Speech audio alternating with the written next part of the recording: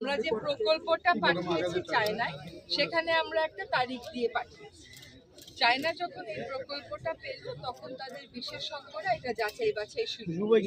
এখন প্রকল্প তো ডেট ছাড়া পাঠানো যায় না, একটা ডেট দিয়ে পাঠাতে হয়।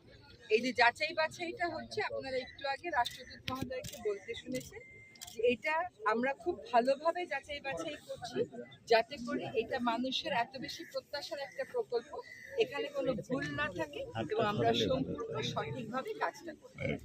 উনি এটাও বলেছেন যত দ্রুত সম্ভব উনি কাজটা শুরু করবার পক্ষপাতী এবং উনি আশা করেন যে এই বছরের মধ্যেই যত দ্রুত সম্ভব কাজটা শুরু।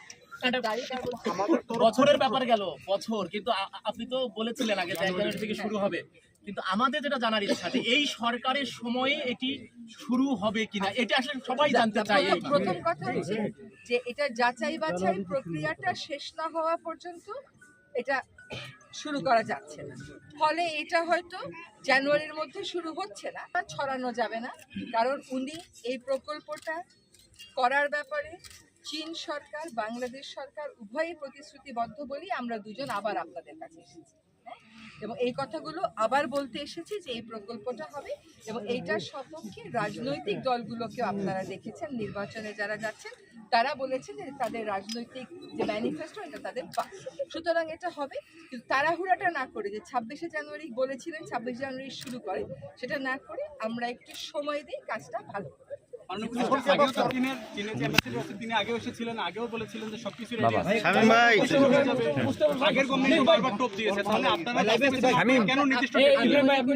আপনি ভাষাটা ঠিকভাবে, এই যে ভাষাটা ব্যবহার করেন এটা ঠিক না। আগের যে প্রকল্প গেছিল সেই প্রকল্পে কোনো তারিখ ছিল না, কোনো সময় ছিল না এবং সেই প্রকল্প যাচাই বাছাই হয় নাই। এখন যাচাই বাছাই না হয়ে কেন টাইম দিলাম? সরকার যখন একটা প্রকল্প সাবমিট করে সরকারকে বলতে হয় সে কবের মধ্যে কাজটা শুরু করতে, যাতে অন্য যে দেশটা আছে যে সাহায্য দেবে সেও ওই ডেটটা মাথায় রেখেই কাজটা করে।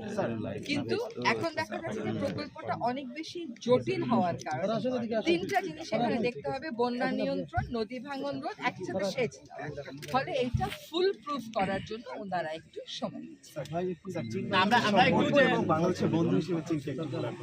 আরেকটা কথা বলি, অন্যান্য বারের থেকে এইবার ডিফারেন্ট কেন জানেন? এবারে আমরা বিস্তারিত কাজ করেছি, আমরা আপনাদের পর্যায়ে গণশুনানি করেছি, আমরা জাতীয় পর্যায়ে বিশেষজ্ঞদের মতামত নিয়েছি, তারপরে এটা চীন দেশে 5 জেলাতে, তারপরে এটা চীন দেশে পাঠানো হয়েছে এবং তারা এটা ফার্দার যাচাই বাছাই করছে।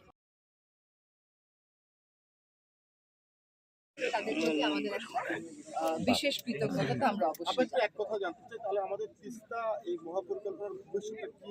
ভবিষ্যৎটা খুবই উজ্জ্বল, কারণ যেখানে কাজ তারা করছেন তারা তো আর ফেলে রাখেননি, কাজ আমরাও করেছি, রাজনৈতিক দলগুলো তাদের অঙ্গীকারে রেখেছে। কাজে ভবিষ্যৎ, আমি আবারও আপনাদেরকে বলছি, হতাশা ছড়িয়ে আপনাদের এই যে ভাষা ব্যবহার করে প্রশ্ন করা, এটা কিন্তু হতাশা হওয়ার হয়তো কারণ আছে, কিন্তু আপনি যদি হতাশ হয়ে যান আপনার লাভটা কি? হতাশা ছড়িয়ে হতাশ হয়ে লাভ নেই তো কোনো, বরং আশার একজন রাষ্ট্রদূত এসছেন, আমি এসছি, নিশ্চয়ই এখানে